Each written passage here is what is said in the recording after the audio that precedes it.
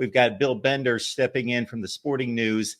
And so we'll get right to Bill. Bill joined us a couple of weeks ago to break down a possible Super League.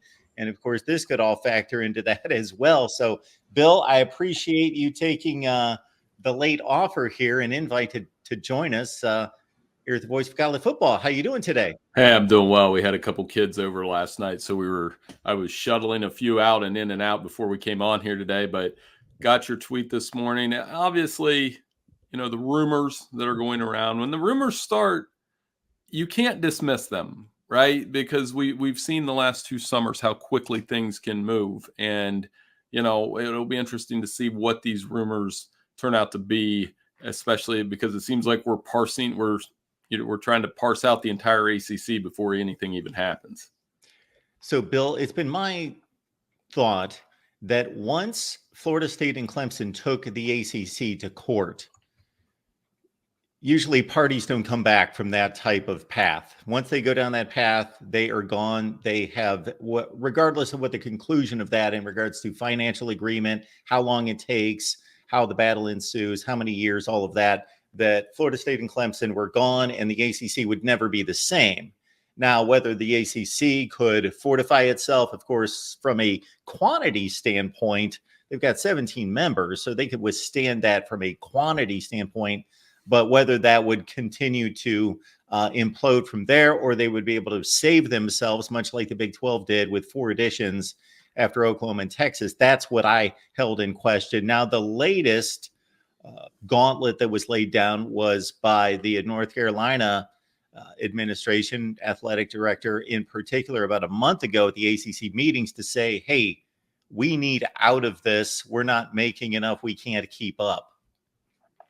Right. And then last week, the news of, the Big 12 is what to watch to me, because how competitive, if it's survival in a Darwinist model, where the SEC and the Big 10 are doing well and they're not going anywhere, does it become a back and forth between the ACC and the Big 12? The reported rumor that the Big 12 would target, Miami and Louisville under the right circumstances is what that said. It's interesting because the Big 12 has been very proactive, very aggressive. The story last week about it possibly being called the Big 12 presented by Allstate, or the Allstate 12, whatever you want to call it. They're not interested in settling. Whereas the future, like you said, ever since Florida State and that lawsuit, they could stay, but the relationship's not the same. And a lot of it's driven by revenue, because Florida State and Clemson, 2 programs that had a lot of success in the college football playoff era, aren't making as much money as Florida and South Carolina. They're in-state rivals. I think it's really as simple as that. They need more money to compete in this new model. Some Big 12 fans aren't necessarily happy with me because I've just painted the picture of second-class status. However, I have credited many times Brett Yormark and also the former commissioner in regards to making what I thought were the best moves possible at the time to fortify the league once Oklahoma and Texas left. And then since then, they're trying to make up a revenue gap with what you just mentioned, which seems ridiculous to a lot of people if they would give up rights or naming rights to the league or hand it over to a sponsorship. But that's where we seem to be headed in college football. We will be probably seeing more stadiums being named by sponsors and logos on the field and the whole deal. But the Big 12 seems to have countered the Big 10 and the SEC, the value proposition for the quantity proposition of let's go out and get territory and try to keep up that way. And also the basketball angle. And I know they haven't followed through on this, but Brett Yormark has been pretty upfront about the option of going after Gonzaga, Connecticut from the basketball value. And why not be the best basketball conference in the nation if you can't be the best football conference? Right. And second class is one way of putting it. The other way I would put it is the Big 12 is the perfect example of alternate programming. If you're not into, is it going to make more revenue and money and prestige than those SEC and Big 10 conference football games? No, that's not going to drive more ratings. But when you talk about the Big 12 for this year example, I can't tell you who's going to win the conference. We can go back and forth and probably go through 8 teams in that conference and make a case that they could win the Big 12. I think it's going to be entertaining. I think Brent Yormark's done a good job of, trying to make it cool. I don't know what cool is. I'm 45. I'm past the stage of being cool, but he's trying to make it more marketable for younger fans. And I've kind of always used the CW analogy in terms of TV. When we watch TV, as like, there were plenty of young people when I was that age that went to that, and it was alternate programming and it worked. And I think that's what they're going for. And to your point, best basketball conference in the country. So you keep building on that, you keep using that, and they'll be around. So if you're the ACC, can you believe you and I are sitting here right now saying the Big 12 is the best basketball conference and the ACC isn't? I mean, that's a red flag to me as well. And it's kind of ironic that the Big 12, and again, some fans will take exception to this, but I mean it in all sincerity, and just that's how I see it, is that it's been spared in a sense by its mediocrity. Because once the SEC and the Big 10 went to war, and this punch counter punch process of evaluating programs out there just wasn't anyone in the Big 12 that served either one of those conferences from that standpoint, while the ACC may be a weaker conference and is much more vulnerable at this position, obviously, had those couple top tier level programs that if those got picked off, and it certainly appears as though they will be because they are kicking and screaming their way out, that the ACC is vulnerable while the Big 12 has safeguarded itself. And again, I credit the league much like you do, positioning itself in a really good way. And to your point, before I let you expound on that, would be that it to me, I love college football. I don't have to be watching the top 2 teams in the country to be satisfied with a matchup of Kansas State and Iowa State just playing a fun football game, a couple 7-3 football teams. So I enjoy the sport, and I enjoy what used to be the fabric of the regionality and all of that. So I would hate to see anything happen to the Big 12. And to your point, just about anybody can beat anyone else. And there has to be some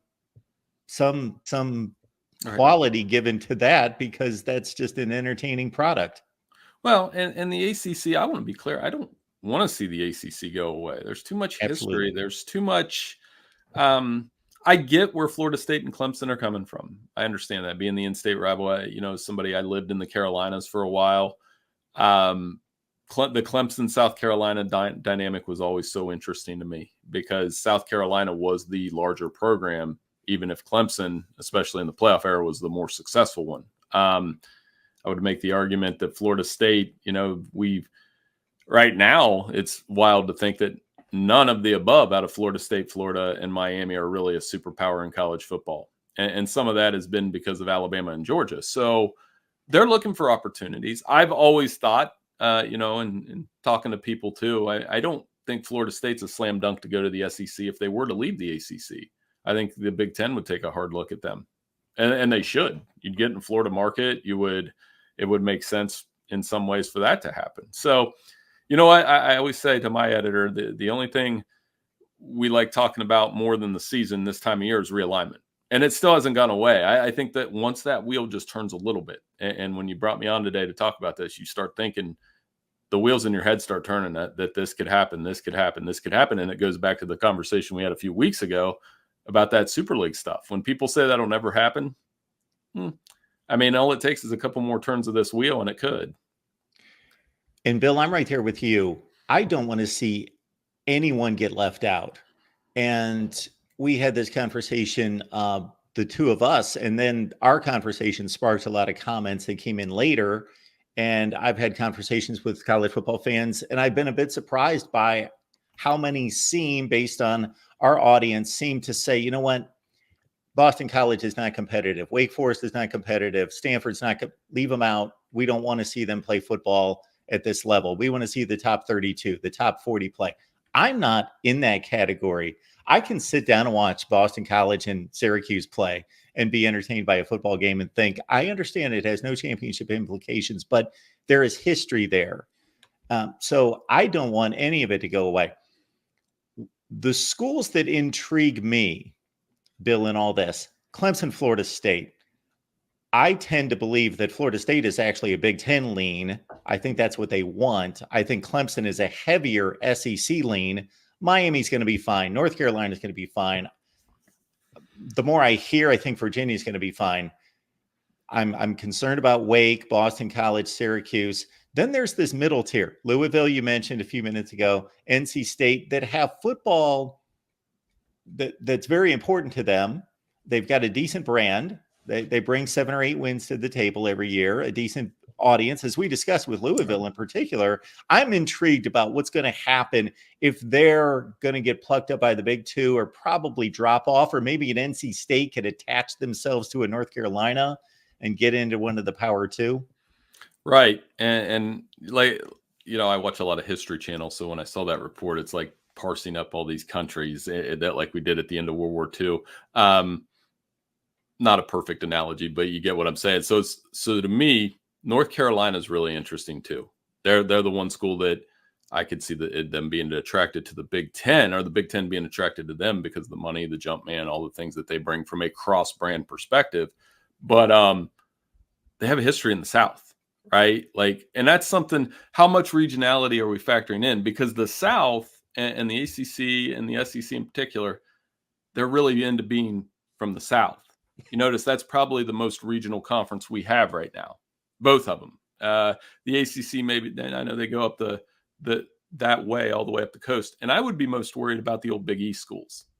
You know what I say? Like Boston College, Pitt, West Virginia. Where do they fit? Do they find a home in this realignment shuffle? Would the Big Ten ever open its doors to Pitt and West Virginia? I've asked that question a million times, and there just doesn't seem to be an interest in it. There's interest for me as a Southeast Ohio kid, would like to see Ohio State and Penn State and Pitt and West Virginia play. But I'm not sure the Big Ten execs are worried about what the Southeast Ohio kids think. And I also have to think that North Carolina is an interesting decision in all of this as well, because while college football fans focus on Florida State and Clemson, and as you've mentioned, of course, they have been the best football playing schools for a long, long time. When you talk about North Carolina challenging the ACC, when they speak out, they're at the very heart of what this conference has been. Right. They're the league office. They are, if you could select one school and say, this is the ACC, it would be the University of North Carolina. Yeah. I mean, when I lived in Charlotte, that's from the basketball standpoint. They run the show, not run the show so much as, they're the most prestigious brand, in my opinion. We could say Duke and North Carolina combined on the basketball side. That's the first thing I think of. When you say ACC out loud, first thing that comes to mind for me is Duke, North Carolina basketball. North Carolina probably first. And if there's Duke listeners on here, they're going to hate that. But that's just from living down there. I thought the same way. From a football standpoint, it would be Florida State, who I understand is not a historical all the way back member of the conference. But at the same time, when you think ACC football, you think of that dominant run with Bobby Bowden. You think of, even with Jimbo and what they brought to the conference. I think it goes through Florida State on the football side, which that relationship, it will be interesting to see. When media days roll around, that's one of the storylines, probably not going to get a ton of pub today, but I'm really interested to see what Florida State says. And if anything comes out of media day and that relationship between conference and Florida State, Phillips is probably going to have to come out and take a hard stance on where the conference stands. But I'm a little bit worried about it, but at the same time, I'm still rooting for the ACC to succeed. Bill Bender's here, Sporting News. Please check out his work there. You see the Twitter/X handle down there for both Sporting News and Bill Bender. Bill, jump off at any point. We love the conversation and we'll continue it, but I know you've got some obligations. Bill, you mentioned regionality and that North Carolina is a Southern school. Of course, for them to be in the Big Ten, and we mentioned Florida State in the, it's pretty common to college football fans now to talk about teams traveling across the country and it not being, if we would have had this conversation 10 or 15 years ago and talked about Florida State going to the Big Ten, and people would have thought, what are you talking about? They don't fit in the Big Ten and this team doesn't fit here, but we've got Stanford and Cal in the ACC at this point. Right. And it's, I think we talked about this last time I came on. It's just, for me, the curiosity factor is off the charts this year of how does this work? How do I feel? And yeah, it's a little selfish. How do I feel sitting down and watching Wake Forest play Cal or SMU play NC State? Do I really feel like the same? And how do I feel about watching a 12-team playoff and 18-team conferences? I'm excited. Part of me is still excited, though, because it comes down to those games, the uniforms, the pageantry. I think some of it's still there. But, if we're being honest, and I always ask that, how honest are you? Do I watch a ton of ACC football on a Saturday when there are heavy lifting games between the Big Ten and SEC? Probably not. That's also, I'm curious to how I will treat that. The one thing the Pac-12 had, and now the Big Ten will have on some level, is that late night window. I'm always watching that late night window, and that's where you find those games that maybe aren't as big, and who capitalizes on that. Maybe that's why that I'll be sitting there and watching more Stanford and Cal than I'm letting on. And that's why I think going back now 20, 25 years, the ACC may have been the first, based on my recollection, out of the power conferences to say, hey, we're going to start playing some Thursday and Friday games. Right. A lot of NC State on Thursday and Friday night, those kind of schools. Bill, we appreciate you being here. Check out Bill's work at Sporting News. Bill, thank you so much for answering the call and jumping in here to provide some insight. Hey, that was a lot of fun. I look forward to talking to you here, hopefully in a couple weeks as we get into Media Day. Thanks so much.